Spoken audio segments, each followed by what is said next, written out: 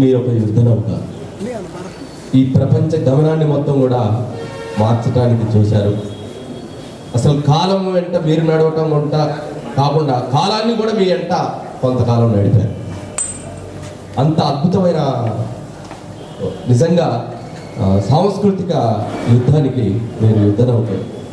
ఇన్ని జాగ్రత్తలు తీసుకొని భక్తి పాటల్లోనైతుంది, జనం పాటల్లోనైతుంది, ఒక్కడ ఒదిగి, ఒక్కడ అప్ అండ్ డౌన్ చేసి, ఒక్కడ తగ్గి, ఒక్కడ ఎదిగి, ఒక్కడ మంచి బట్టలు వేసుకోకుండా ఇంకో పని బట్టలే లేకుండా ఇంత ఒబిడియంట్గా ఉన్న మీ గుండెల్లో కూడా తూటాలు దించింది ఎందుకే?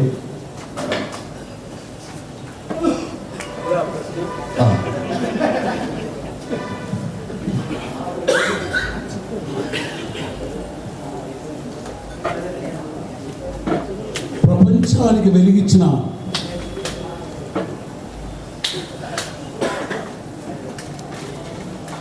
ఆ మేడం సైంటిస్ట్ కనుగుడ్లు తీసేశారు.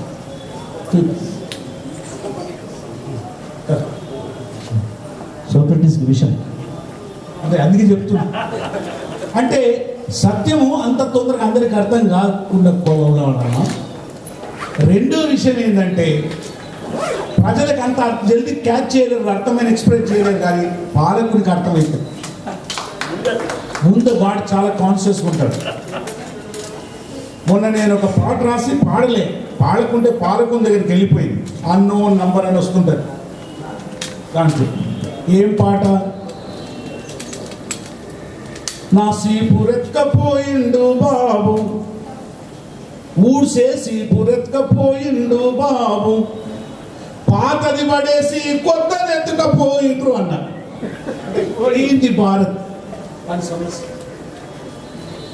అంటే నీ మొత్తం రాసిందాలో ఒక నాట కథం చేసేసి పడుకుంటాడే. తెలంగాణ వచ్చినది లచ్చుమమ్మ, మనకేమి తెచ్చినాదో మాజమ్మ. అదే సిరిమల్ల సెట్ కింద చెప్పి నిత్యంతా మాసినాది, రైకంతా జరిగినాది, కొత్తది గోనానికి కైకి లేదు కాది, ఉంచి పేకాలు గట్టి ఊరికి పోయినావు, ఉంచి పేకాల కాడ లచ్చుమమ్మ, నీకు చూచి వచ్చినాదా మాయమ్మ. ఊపుకుంటాడు ఆలయ కర్తవ్యం. పాలకుల్ని చాలా ఒబీడియంట్గా డెమోక్రటిక్గా ప్రశ్నిస్తాం. బతుకమ్మ నిన్నెవరెత్తుగా పోజిండ్రే మాయమ్మ, మొత్తం ఉన్నది పాట ఎందుకు ఊరుకుంటాడా? సో అందుగురించే రెండో విషయం, నా మీదనే ఇట్లా రాసిన పాటలు చాలామంది పాడుతున్నారు. ఆ పీరియడ్లో, ఆ సమయంలో నేను తీసుకున్నటువంటి ఒక 3-4 ఉద్యమాలు తీసుకున్నాను. ఒకటి, ఆ ఉరి శిక్ష చేస్తాను దాన్ని రద్దు చేయమని చెప్పిన ఆ ఎస్సీల భయం చలపడితే వాళ్ళు అడుగుతారు, ఎందుకు నువ్వు రద్దు చేయమని అంటున్నావు, వాళ్ళు అంతమంది ఫస్ట్లో చంపితే ఎందుకు అని ఒక చర్చ. అదే సమయంలో భువనగిరిలో ప్రత్యేక తెలంగాణ ఉద్యమం నుంచి 2 పాటలు రాశాను. అదే ఉద్యమంలో ఎన్కౌంటర్లు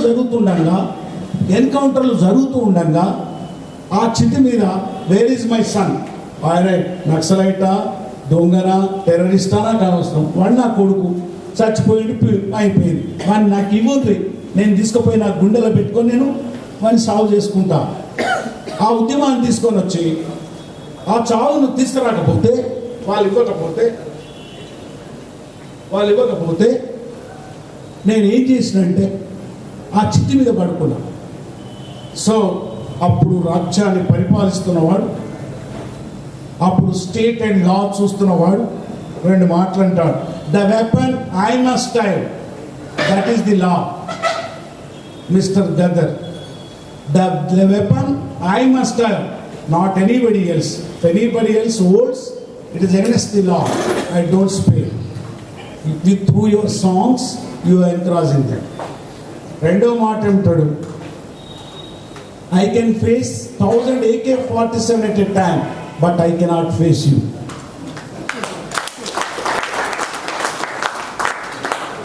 కవి అందుకే రైతు, మీరు అందరూ కవులు ఇలా మీటింగ్ అవుతుందంటే ఏం తక్కువ ఆలోచన చేస్తుంది అనుకున్నావా? ఈ అమ్మాయి కవులో తిండిపోతారు అని మెల్లగా పాలకులకి ఇంకేం పనిలేదు ఇవాళ.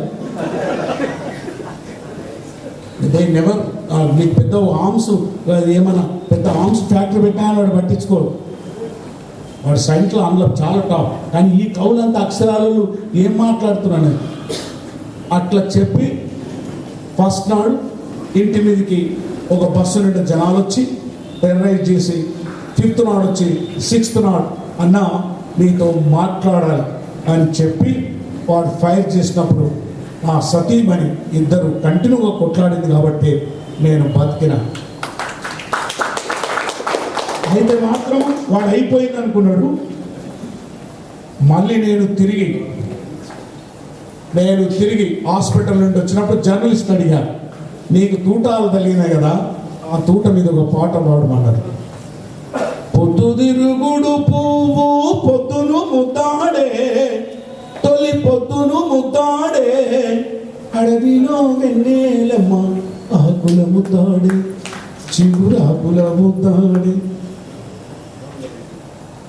యుద్ధముల్లో వీరుణ్ణి తుపాకీ ముద్దాడే, ఆ తూటలు ముద్దాడే, ఒరిగిన వీరుణ్ణి భూతల్లి ముద్దాడే,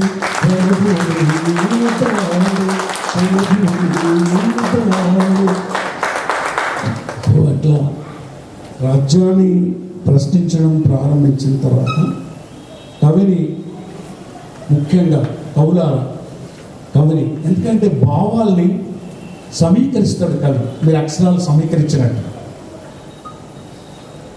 దట్ ఈస్ ది. అందుకే మీకు అందరికీ కవులు రచయితలు అంటే ఎందుకు అక్షరాలని సమీకరించే వాళ్ళు అంత ప్రపంచం గడగలాడిపోతుంది. ప్రపంచ చరిత్రలో